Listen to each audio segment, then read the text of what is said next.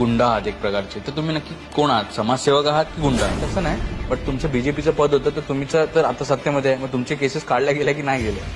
नाही, माझ्या कशा केसेस निघणार? असं कोण कोणाचे केसेस काढूच नाही शकत. मूर्खासारखं बरोबर आहे, ज्यांना कमी नॉलेज आहे ते बोलतो. काहीतरी 2-3 लाख रुपये बिल आले टोरांचं 2-3 लाख रुपये बिल आले. ते मग तुम्ही आता बोलताय गुंड प्रवृत्ती माझी. ते काय फुलपाखरं लावताय, मोर लावताय, काय अजून काय काय लावताय, मध्ये मध्ये काजव आहेत तुमची. नंतर 2 महिने चालतात, फुलपाखरं गेली उडून, मोर गेले जंगलात. फालतूगिरी तुमची. फोटो टीव्हीला लावतात, ते चौकात आणि दाखवतो, ऍड करतात स्वतःची. कशाबद्दल तुमची ऍड चालू आहे? तुम्ही कोण आहात? तुम्ही दिलेत पैसे त्याचे? तुमची थोबाडा बघून आम्ही काय करू?